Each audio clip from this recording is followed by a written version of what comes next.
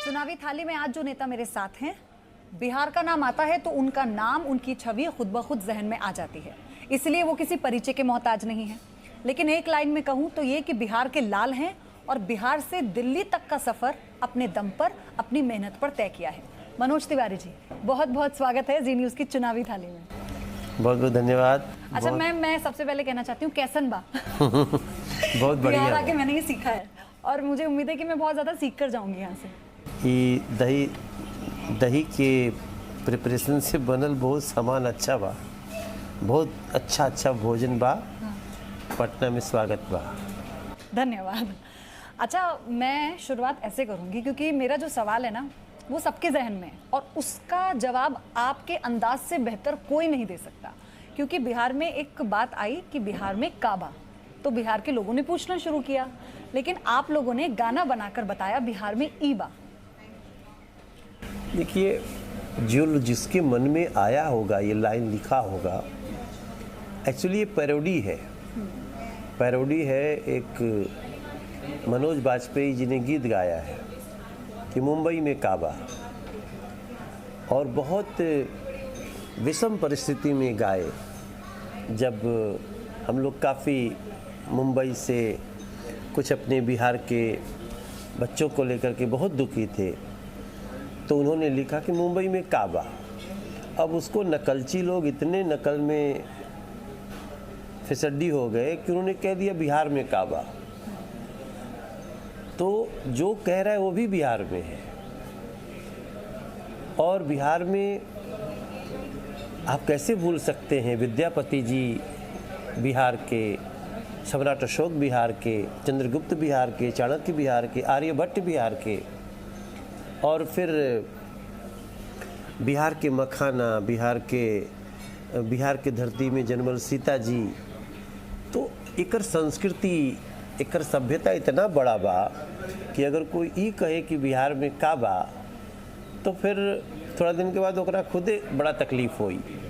लेकिन ये भले ही अब एक गाने में बदल चुका हो, लेकिन बिहार में काबा ये पकड़ लिया है तमाम विरोधी दलों ने। आरजेडी भी ये कहती है, आपके और कांग्रेस तो खैर उनके साथ इसी बात को लगातार लेकर सवाल भी उठा रही है कि अब बता दीजिए कि आप, और अगर आप ये कह रहे हैं कि बिहार में ईबा, तो आपको लगता है कि ये आपका ईबा बिहार के लोग समझ चुके हैं? नहीं, हमको बताने की ज़रूरत नहीं कि बिहार में ईबा। हम तो कह रहे हैं ना कि जैसे अब तो बिहार में एम्स बा, अब बिहार में IIM बा, बिहार के हर गांव में सड़क से जुड़ल गांव बाटे, बिहार के हर गली पक्का बा, बिहार में घर घर लोगन के टॉयलेट बनल बा, बिहार के हर गरीब के घर पक्का हो रहल बा, बिहार में अपराध खत्म बा, बिहार में लोग शांति से आगे बढ़ रहल बा, और अब बिहार आत्मनिर्भरता के रास्ता पे चल रहल बा। तो हम तो एकरा के हमें गीत गाए हैं कि वो है ना, जिया हो बिहार के लाला, जिया तू 1000 साला, जिया तू 1000 तनी नाची के, तनी गाई के, तनी नाची गाई सबके मन बहलावा ये भैया। तो क्या मन ही बहला रही पार्टियां अभी? नहीं, घोषणा पत्र सबने जारी कर दिया। खुश जो है वो खुशी बांटेगा, जो खुश है वो दूसरों को खुशी बांटेगा, सबके होठों पे मुस्कान लाएगा। वो एनडीए कर रही है। आपने अभी इतनी सारी बातें गिनाई, आपने कहा कि बिहार में ईबा आपने बता दिया, लेकिन अगर 15 सालों में सब कुछ हो गया है तो अब तो बिहार को आत्मनिर्भर बन जाना चाहिए था। बनाएंगे फिर क्यों हुआ? नहीं, बिहार एक ऐसे अपराध के दलदल से यहाँ तक आया है, उसकी कल्पना जिसने 2005 के पहले का बिहार नहीं देखा होगा वो सोच ही नहीं सकता कि क्या बिहार था। हम जैसे लोगों को माइग्रेट होना पड़ा यहाँ से, हम लोगों को भागना पड़ा यहाँ से कि हम लोग का अपहरण न हो जाए, हमारे जैसे कितने लोग मार दिए न जाएं, तो सबको माइग्रेट हुए, उद्योग धंधे चल जाने लगे। एक अजीब सा वातावरण था बिहार का। उससे बिहार जब आया तो पहले तो अपराध मुक्त बिहार करना था, फिर सड़क में गड्ढा बा कि गड्ढा में सड़क बा, बहुत समय से चर्चा रहे। फिर गड्ढा मुक्त सड़कों को ऐसी चमचमाती सड़कें बनाया गया। मेरे गांव में मैंने जीवन में कभी काली सड़क देखी नहीं जो आज देख रहा हूँ। मेरे गांव की गली पक्की कभी हमने देखी नहीं जो आज देख रहा हूँ। अब इसके बाद क्या? अब इसके बाद आत्मनिर्भर बिहार। अब वो बनेगा जब सरकार आएगी, जब कोरोना वैक्सीन मुफ्त दी जाएगी, इस शिगुफे के साथ। नहीं नहीं नहीं नहीं नहीं, कोरोना वैक्सीन मुफ्त तो देना बहुत आवश्यक है। इस 8 महीने में किसी के पास रोजगार में कितनी कमी हुई, तो उसको मुफ्त वैक्सीन दिया जाए तो इसके लिए किसी के पेट में दर्द नहीं होना चाहिए। बड़ा गौरव वाला काम। सरकार आई तो ये जो क्लॉज लग गया, तो इसे तो आपके विरोधियों ने आड़े हाथों ले लिया। अरे भाई, तो जो सरकार रहेगी वही करेगी। और अगर सरकार नहीं बनती है एनडीए की, तो क्या बिहार वासियों को मुफ्त में वैक्सीन नहीं मिलेगी? जिसकी भी सरकार उसको करना चाहिए। मतलब फिर आप, क्योंकि केंद्र में होने के नाते कोई जिम्मेदारी नहीं निभाई। नहीं, ये स्टेट सब्जेक्ट है ना, केंद्र पे क्यों डाल रहे हैं? लेकिन कोरोना तो राज्य देखकर नहीं आता ना। करेगा घोषणा तो केंद्र पूरे देश के लिए करेगा। ये बिहार की बात हो रही है। तो बात तो फिर वही हुई ना मनोज जी की, अब लोग कंफ्यूज हैं, कंफ्यूजन में है वो। उन्हें समझ ही नहीं आ रहा कि ये क्या उन्होंने जो घोषणा की है कि अगर सरकार नहीं आई तो हम किस तरफ देखेंगे। बिहार के लोग काहे न आई, आईबे करी और होइबे करी, होगा ही। ये स्टेट सब्जेक्ट को, इसमें इतना भ्रम नहीं डालना चाहिए लोगों के मन में। स्टेट सब्जेक्ट है और नेशन सब्जेक्ट नेशन। अच्छा, तेजस्वी यादव ये कह रहे थे, उन्होंने आपसे पहले ही अपने घोषणा पत्र को जारी किया तो उन्होंने 10 लाख नौकरियों की बात कह दी। उन्होंने इसके पीछे आधार दिया जब उनसे पूछा गया, तो वो ये कह रहे हैं कि भाई हमें पता है कितने पद खाली हैं, 5 लाख के लगभग वो बता रहे थे, तो हम आगे और जो पद निकालेंगे। तो हम फैक्ट बात कर रहे हैं, हम कोई शगुफा नहीं छोड़ रहे। लेकिन आपने कहा 19 लाख नौकरियां निकालेंगे, आधार क्या है इन सब बातों का?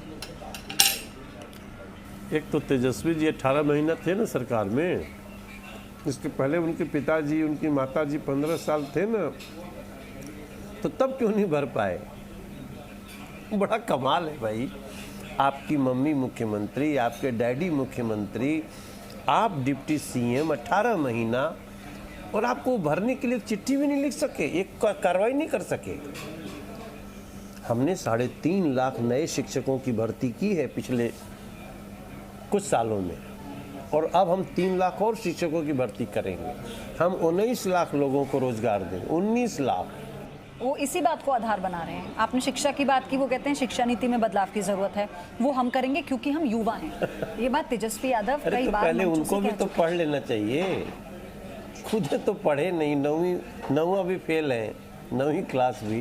देखो कितना मजाक लगता है ना कि हम तो खुद 9वीं क्लास से आगे नहीं पढ़ेंगे, लेकिन हम शिक्षा की बात कर रहे हैं। कितना बड़ा बेईमानी। लेकिन उनकी रैलियों में भीड़ जो है, अपार समर्थन उन्हें दे रही। उनसे 2 गुना भीड़ तो हमारी रैली में है, मनोज तिवारी की रैली में, जबकि मैं तो एक सामान्य लीडर हूँ। उनसे ज़्यादा हमारे यहाँ, और उनका तो मैंने देखा तो वो सुन ही नहीं रहे हैं, सब कचपच कर रहे हैं। हम तो जब बोलते हैं तो लोग सुनते हैं। 2015 में गठबंधन के खिलाफ लड़ना चुनौती था, या नीतीश को इस बार साथ लेके उनके चेहरे के बिना पर लड़ना बड़ी चुनौती है? हमारा गठबंधन आज का तो है नहीं ना पयोदी जी, हमारा तो गठबंधन 15 साल पुराना है। और 2015 में वो टूटा। एक 18 महीने के लिए, 2 साल के लिए टूटा, तो 2 साल के लिए टूटा। दोनों को एहसास हुआ कि अरे ये तो बहुत गलत लोग आ गए। वो नीतीश जी को भी एहसास हो गया, बीजेपी को भी एहसास हो गया, फिर जुट गए। सुबह का भूला शाम को घर आ जाए, तो बस वो तो 7 बजे भूला था, 10 बजे आ गया, शाम भी नहीं हुआ। अच्छा, आप मुझे ये बताइए कि तमाम घोषणा पत्रों में हर पार्टी रोजगार की बात हुई, लेकिन रोजगार एक ऐसा मुद्दा है बिहार में।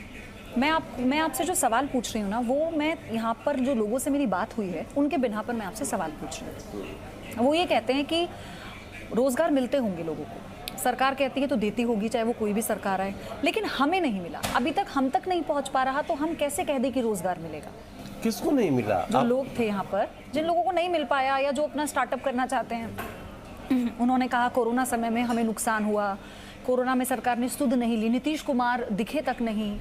अरे ये सारी बातें उनके जहन में थी। नीतीश कुमार प्रवासी मजदूरों को कितना मुश्किलों का सामना करना। प्रवासी मजदूर को महाराष्ट्र से भागा तो कांग्रेस दोषी है ना, दिल्ली से भागा तो अरविंद केजरीवाल दोषी है ना, कि नीतीश कुमार दोषी है? सरकार की कोई जिम्मेदारी नहीं है, नीतीश कुमार की बतौर मुख्यमंत्री जिम्मेदारी नहीं थी? बतौर मुख्यमंत्री उन्होंने बहुत जिम्मेदारी निभाई, क्योंकि उन्होंने कहा कि जो भी जहां है, कोरोना में सबका संकट था कि जो जहां है वहीं रहे, सुरक्षित रहे। अगर ये नीतीश जी ने चाह के बिहार को बचा लिया तो क्या बुरा किया? आज बिहार देश में कोरोना से सबसे कम प्रभावित राज्य है। Credit goes to Nitish Kumar जी।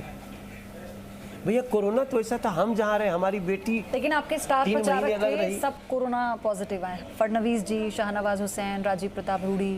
तो भाई हम भी इंसान ही है ना। हम तो बार बार कह रहे हैं जब तक दवाई नहीं तब तक ढिलाई नहीं, दवाई 1.5 महीने में आ जाएगी। अच्छा, दवाई फ्री दी अब जाएगी। आप यहाँ पर स्टार प्रचारक के तौर पर हैं, लेकिन अभी लग रहा है अभी तो पहले चरण का मतदान भी नहीं हुआ, कोरोना पॉजिटिव हो गए आपके बड़े चेहरे, तो ये भी थोड़ा रणनीति बदलाव होगा आने वाले समय में? नहीं कुछ नहीं, वो तो देखिए अब रिस्क ले रहे हैं हम लोग, जनता के लिए रिस्क ले रहे हैं, जनता से अपनी बात कहनी है। बिहार की किस्मत का फैसला है ना, तो उसमें थोड़ा बहुत तो हम लोग तकलीफ झेल लेंगे। मैं फिर कह रही हूँ कि जब मैं लोगों से बात करती हूँ तो वो कहते हैं कि स्मार्ट सिटी की बात हुई, तो क्या स्मार्ट सिटी बिहार में नहीं होनी चाहिए थी? क्या राजधानी को छोड़ के हम और जगहों को स्मार्ट सिटी नहीं बना दे सकते? आदर्श गांव, कि जब गांव की बात आती है तो आदर्श गांव बिहार में हो सकता है, इक्का दुक्का गांव होंगे, लेकिन बिहार इतना बड़ा राज्य है, क्या हम अब तक एक एग्जाम्पल सेट नहीं कर सकते थे आदर्श गाँव का? मुझे लगता है आज के दिन में मैक्सिमम आदर्श गांव बिहार में ही क्योंकि है। आप जुड़े हैं गांव से। नहीं, हम हमारे गांव को चल के देख लीजिए। हमारे गांव में 70 की स्पीड में फॉर्च्यूनर घुस के जाएगी। हमारे गांव में ट्यूबवेल लगा हुआ है, पाइप से घरों में पानी जा रहा है। हमारे गांव की हर गली पक्की हो चुकी है। हमारे गांव में सबको पेंशन मिलता है। हमारे गांव में सबके घर में गैस कनेक्शन है। हमारे गांव में सब गरीब का घर पक्का, जो कच्चा था पक्का हो गया। अब क्या चाहिए? आप बताओ कि वो इस क्या नीतीश जी ने ऐसा करके, नरेंद्र मोदी जी ने ऐसा करके कोई गलती किया, पाप किया? बिहार का नाम मैंने आपके नाम से जोड़ा, जिसको लेकर हर बिहारवासी को गर्व है, लेकिन बिहार का नाम अपराध के क्षेत्र में जुड़ता है, बिहार का नाम रोजगार के क्षेत्र में। जब आप आत्मनिर्भर बिहार बना लेंगे शायद तब मैं आपसे, तब जब आप ऑफर में साथ बैठेंगे ऐसी किसी चुनावी थाली पे, तब मैं आपसे कहूंगी कि जुड़ता था मनोज जी, लेकिन अभी आपको कुछ बातें स्वीकार करनी चाहिए। नहीं, रोजगार में हम स्वीकार कर रहे हैं। रोजगार में हमने तो कहा ही, मैं तो शुरू से कह रहा हूँ, हम सरकार भी स्टेप बाय स्टेप चलती है ना। आज हमने कहा है कि हम 2022 तक हर व्यक्ति को छत दे देंगे और जिसका कच्चा मकान है उसको पक्का कर देंगे। मैं हाजीपुर गई थी, जिससे आपका पुराना नाता है, वहाँ के लोगों ने मुझे बताया आपकी बहुत फिल्म डायमंड चलती जुबली है। हाँ। कितने हफ्ते? बहुत मतलब 200, हाँ 50 हफ्ते चली थी। 50 हफ्ते। 50 हफ्ते। तो उन्होंने बताया कि यहीं से मनोज तिवारी हो गए, लेकिन वहाँ पर एक हाजीपुर बात को थी, बहुत अच्छे लोग हैं, बहुत ही मुझे बहुत अच्छा लगा वहाँ जाकर लोगों से, लेकिन लोगों की एक शिकायत थी जो मुझे लगा मुझे आप तक पहुँचानी भी चाहिए।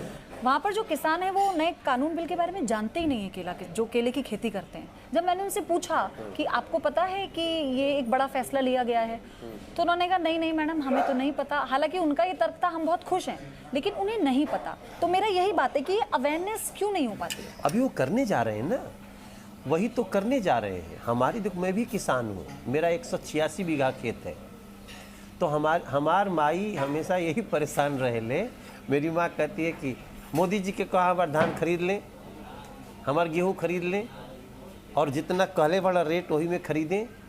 तो मैंने अपनी माँ को बताया कि माँ अब हमने बिल लाया है और अपने इस साल का हम कन्फर्मेशन नहीं देते, लेकिन अगले साल से तोहार धान तोहार गेहूँ MSP के रेट पे बिकाई। तो अभी हम लोग बता रहे हैं, ये तो तेजस्वी भाभी को भी करना चाहिए, ये राहुल गांधी को भी करना चाहिए। ये भले ही आपकी इतनी बातें सुनी, बहुत मजा आया होगा दर्शकों को, लेकिन वो मनोज तिवारी से जो हमारे बिहार के दर्शक हैं स्पेशल, हाँ, मैं तो देखिए कहना चाहता हूँ, अरे सुना हो बिहार के भैया, दीदी चाची सब रहवैया, अरे सुना हो लोकतंत्र के रखवैया, सुना हो बिहार के भैया, सुना दीदी चाची भैया भाभी हो, अपने बीजेपी पे आशीर्वाद बनावा ये भैया, अपने एनडीए के संगे कदम बढ़ावा ये भैया, थाली हर गरीब के भरल रहे सरसावा ये भैया, सबका साथ सबका विकास के धुन गावा ये भैया। और मनोज तिवारी के बा विनती सांच बनावा ये भैया। हम भी ये उम्मीद करते हैं कि बिहार आत्मनिर्भर बने, क्योंकि बिहार के लोग यही चाहते हैं। बहुत बहुत धन्यवाद आपका। Thank you so much, thank you so much. ये पन्ना पी लीजिए, ये पन्ना ये थोड़ा ठंडा था इसलिए मैंने पिया नहीं। आपको भी नहीं पीना चाहिए। बिहार का पानी है, नुकसान नहीं करेगा। Presenting V News app, available on Google Play and App Store. Download it now.